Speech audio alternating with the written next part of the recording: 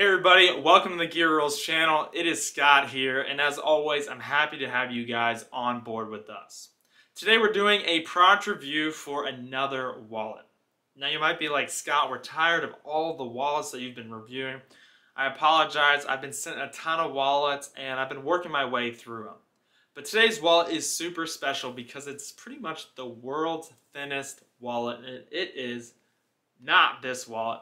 This is my certified dad wallet. I've used this in comparisons to other minimalist wallets, and when I call it a dad wallet, it gets a lot of people upset in the comment section.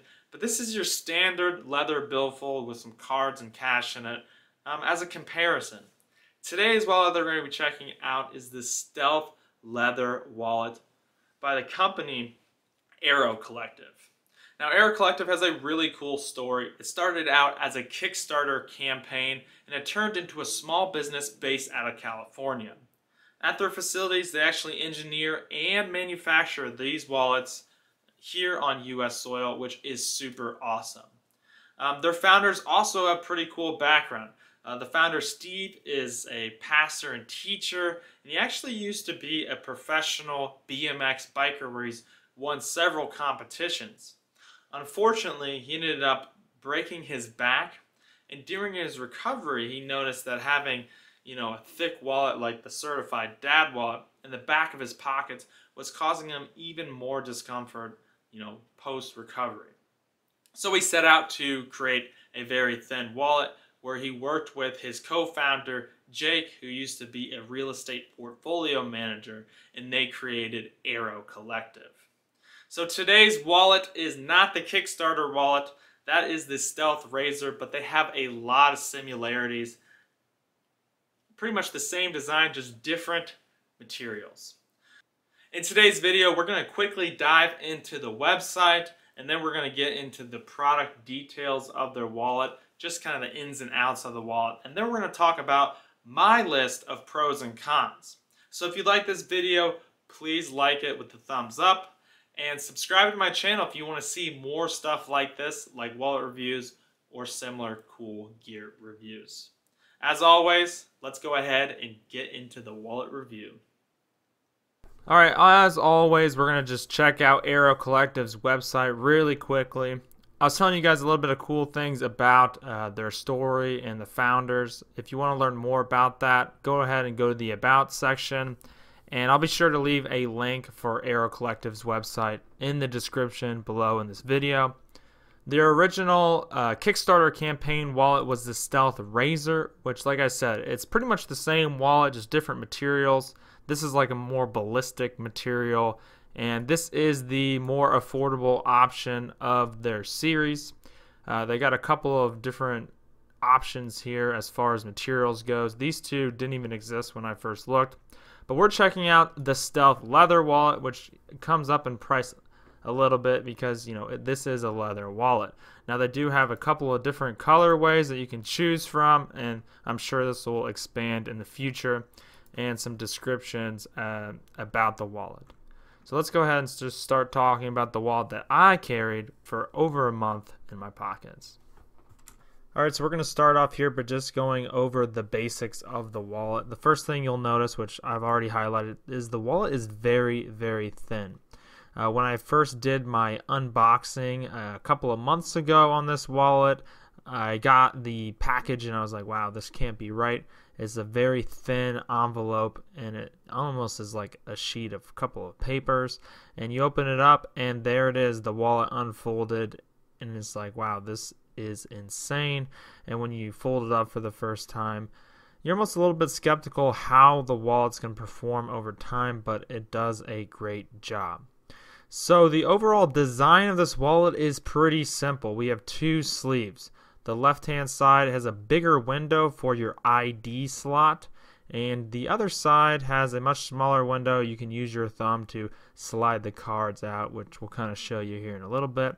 And then in the middle you have this ballistic elastic band, which at first I was a little bit scared about, but then I watched some videos of them taking a razor blade to it, and it is super strong. I've tried pulling it really hard myself and had no issues with that. Going further into the design, you'll see that there's stitching around the edge of the wallet.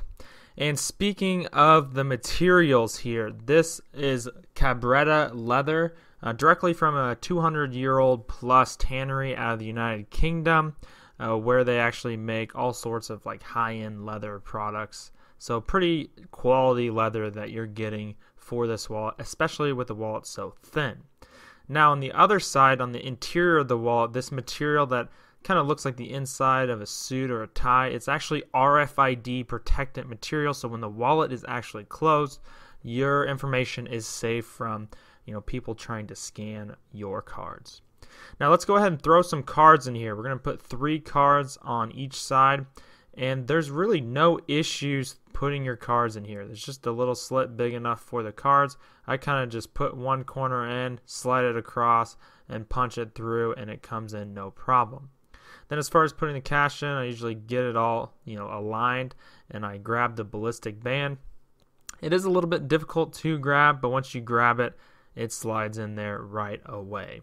Now you'll notice the hole matches up just with the width of $1. So if you are dealing with different size monetary bills, that is something to note, that this is really kind of made for the US market, it seems.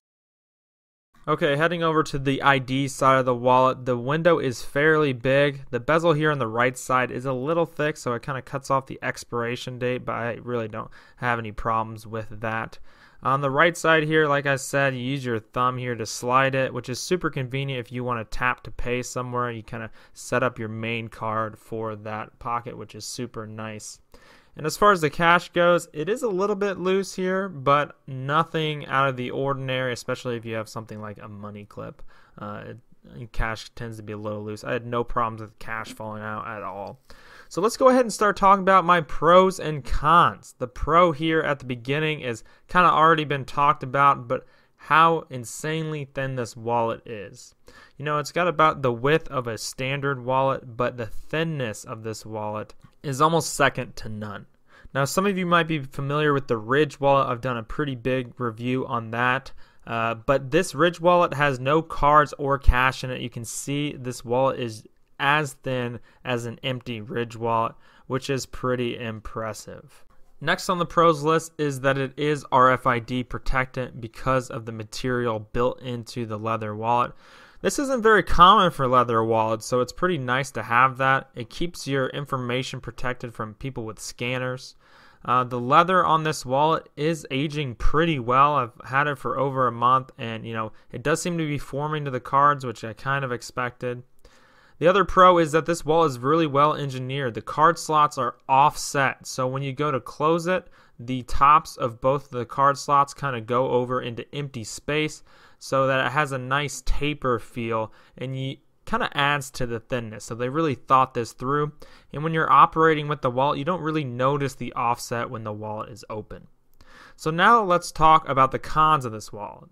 Now, I don't say this very often, but this wallet is actually one of my favorite wallets that I've ever reviewed. So when I'm talking about the cons here, I'm really trying to nitpick the design and aspects of this wallet. My first con here is that there does seem to be a little bit of wear after a month. So this is a leather wallet, and there is a slight material, maybe like a rubber material on the edge, kind of combining the leather, and you do see some of that kind of breaking apart on the outside of where that stitching is that I kind of showed you guys.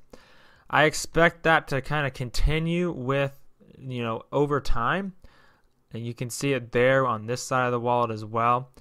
The stitching, I think, would stop any further wear, but it does seem to be existing. If you're concerned about this, maybe the Stealth Razor, which doesn't have the leather, is something that I would consider.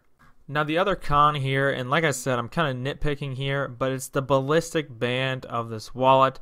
It's just something that takes a little bit of getting used to because it's not open on one side. It's honestly, I found it's best to kind of just pull all the cash out, align your cash, and slide it back in.